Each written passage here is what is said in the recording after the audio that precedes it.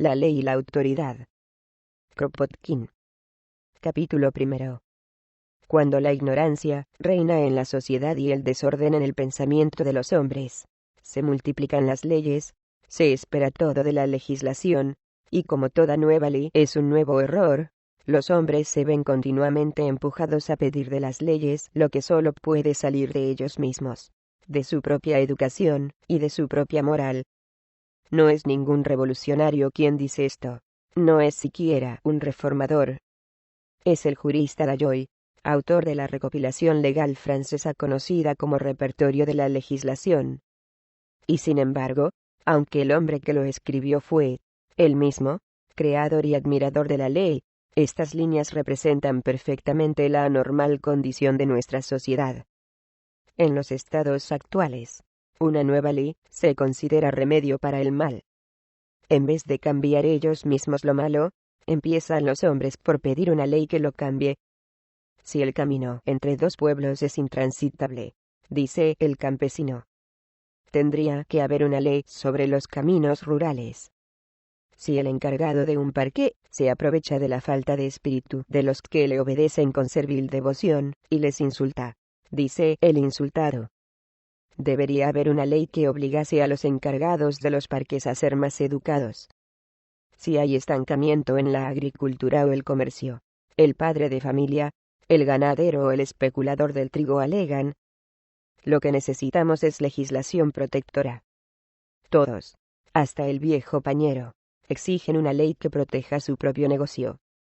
Si el patrón reduce los salarios y aumenta las horas de trabajo, el político en embrión exclama, ha de haber una ley que reglamente todo esto con justicia. Leyes por todas partes, y para todo, en suma. Una ley sobre modas, una ley sobre perros rabiosos, una ley sobre la virtud, una ley para poner coto a los vicios, y a todos los diferentes males originados por la indolencia y la cobardía de los hombres. Tan pervertidos estamos por la educación, que procuramos desde la infancia matar en nosotros el espíritu de rebeldía, y desarrollar el de sumisión a la autoridad. Tan pervertidos estamos por esta existencia bajo la férula de una ley que regula todos los acontecimientos de la vida, nuestros nacimiento, educación, desarrollo, amor, amistad que, si sigue tal estado de cosas, acabaremos perdiendo toda iniciativa, todo hábito de pensar por nosotros. Nuestra sociedad parece ya incapaz de entender que se pueda existir de otro modo que bajo el yugo de la ley, elaborada por un gobierno representativo y administrada por un puñado de dirigentes. E incluso cuando llegó tan lejos como para emanciparse de la esclavitud, su primera preocupación fue reconstruida de inmediato. El año 1 de la libertad nunca ha durado más de un día, pues después de proclamado, a la misma mañana siguiente, los hombres se pusieron bajo el yugo de la ley y la autoridad. En realidad, en varios miles de años, los que nos gobiernan no han hecho sino dar vueltas a este principio. Respeto a la ley, obediencia a la autoridad. Es esta la atmósfera moral en que los padres educan a sus hijos, y la escuela nos sirve más que para confirmar la impresión. Para demostrar la necesidad de la ley, se inculcan a los niños fragmentos sabiamente elegidos de falsa ciencia. La obediencia a la ley se convierte en una religión. La bondad moral y la ley de los amos se funden en una y la misma dignidad. El héroe histórico de la escuela es el hombre que obedece a la ley y la defiende contra los rebeldes. Más tarde, cuando nos incorporamos a la vida pública, la sociedad y la literatura se aplican, día a día y hora a hora, como la gota de agua que agujerea la piedra, a continuar inculcándonos el mismo prejuicio. Los libros de historia, de ciencia política, de economía social, están llenos de este respeto a la ley. Hasta las ciencias físicas se han visto forzadas a ponerse al servicio de esta tendencia, introduciendo formas de expresión artificiales, tomadas de la teología y del poder arbitrario, siendo un conocimiento que es puro resultado de la observación. Así se logra nublar nuestra inteligencia, y mantener siempre nuestro respeto a la ley. La misma tarea es en los periódicos. No hay un artículo que no predique el respeto a la ley, aun cuando la tercera página demuestre diariamente la estupidez de esa ley, y muestre cómo es arrastrada y pisoteada por los encargados de su administración. El servilismo ante la ley se ha convertido en virtud, y dudo que haya habido nunca ni siquiera un revolucionario que no empezase en su juventud como defensor de la ley contra lo que suelen llamarse abusos, aunque estos últimos sean consecuencia inevitable de la ley misma. El arte coincide en esto con la supuesta ciencia. El héroe del escultor, el pintor, el músico, protege la ley bajo su escudo, y con los ojos relampagueantes y el ceño fruncido está siempre dispuesto a derribar al hombre que quiera atacarla. Se levantan templos en su honor.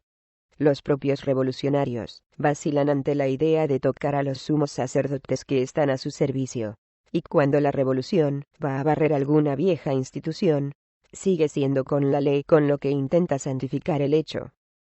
La masa confusa de reglas de conducta que llamamos leyes, herencia de la esclavitud, la servidumbre, el feudalismo y la realeza, ha ocupado el lugar de aquellos monstruos de piedra ante los que solían inmolarse víctimas humanas, y a los que los esclavizados salvajes no se atrevían siquiera a tocar por miedo a que los matasen los rayos del cielo.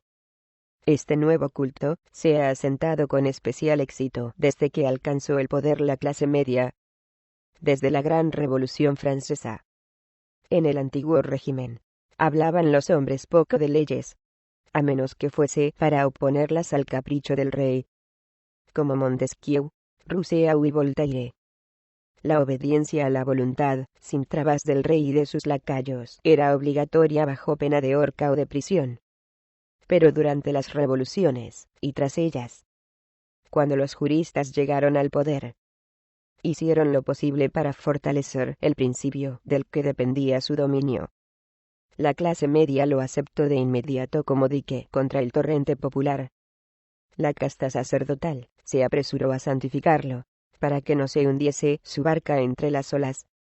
Por último, el pueblo lo recibió como una mejora frente a la autoridad arbitraria y la violencia del pasado. Para entender esto, hemos de trasladarnos, con el pensamiento al siglo XVIII.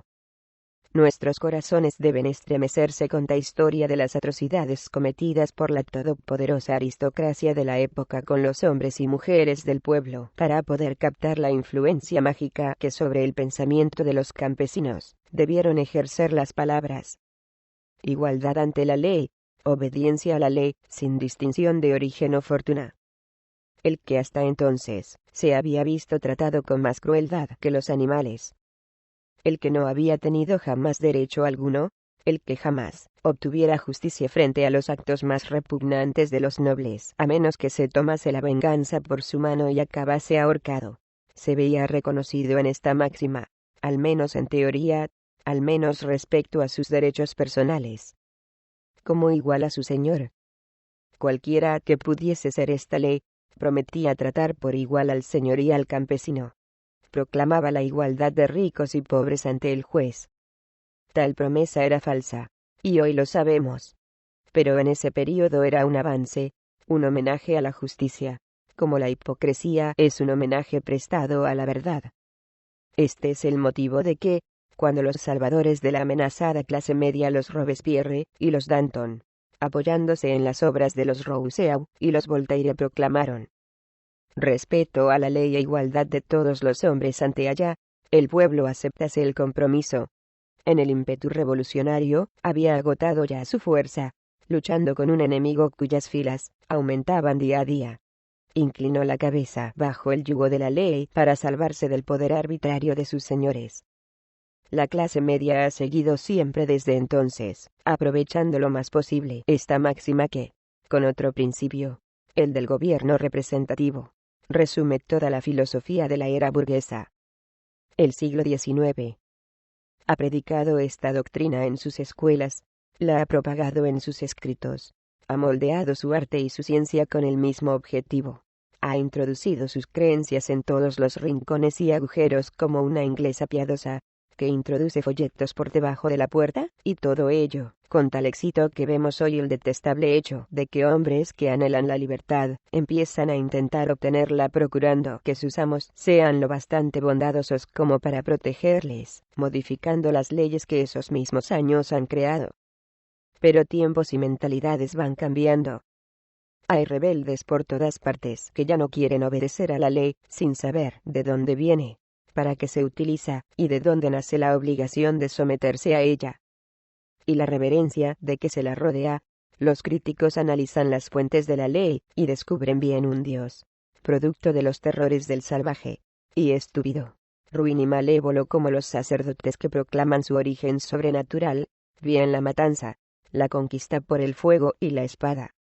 Estudian las características de la ley, y, en vez del continuo desarrollo que corresponde al del género, hallan su rasgo distintivo en la inmovilidad, la tendencia a cristalizar lo que debería modificarse, y evolucionar día a día. Se preguntan cómo se ha mantenido la ley, y a su servicio, ven las atrocidades bizantinas, las crueldades de la Inquisición, las torturas de la Edad Media, carne viva rasgada por el látigo del verdugo, cadenas, porras, hachas, las sombrías mazmorras de las cárceles, agonía, maldiciones y lágrimas. En nuestros propios tiempos ven, como antes, el hacha, la soga, el fusil, la cárcel. Por una parte, el preso embrutecido, reducido a la situación de una bestia enjaulada por el rebajamiento de toda su persona moral, y, por otra, el juez, desnudo de todo sentimiento que haga honor a la naturaleza humana, viviendo como un visionario en un mundo de ficciones legales, recreándose en administrar cárcel y muerte, sin sospechar siquiera, en la fría maldad de su locura, el abismo de degradación en que ha caído a los ojos de aquellos que han de sufrir el peso de su condena. Ven una raza de legisladores haciendo leyes, sin saber de qué tratan. Votando hoy una ley sobre la higiene de las ciudades, sin tener la menor idea de higiene. Elaborando al siguiente, las normas para el armamento de la tropa, sin siquiera saber qué es un fusil. Elaborando leyes sobre la enseñanza y la educación, sin haber dado en su vida, no ya una lección, sino ni siquiera educación honrada a sus propios hijos. Legislando al azar en todas direcciones, pero sin olvidar nunca las penas que han de aplicarse a los miserables, la prisión y las galeras, a las víctimas que constituyen un sector de hombres 1000 veces menos inmorales que esos mismos legisladores. Por último, ven los críticos al carcelero que va, camino de perder todo sentimiento humano, al detective entrenado como perro de presa, al soplón, que se desprecia a sí mismo, la denuncia convertida en virtud, la corrupción erigida en sistema, todos los vicios, todas las peores cualidades del género humano favorecidas y cultivadas para asegurar el triunfo de la ley. Vemos todo esto, y, en consecuencia, en vez de repetir como insensatos la vieja fórmula, respeta la ley, decimos. Desprecia la ley y todos sus atributos, en vez de la cobarde frase. Obedece la ley, nuestro grito es, rebélate contra todas las leyes. Basta comparar las fechorías realizadas en nombre de la ley con el bien que ha sido capaz de proporcionar, y sopesar cuidadosamente bien y mal, para ver si tenemos razón. Fin del capítulo 1.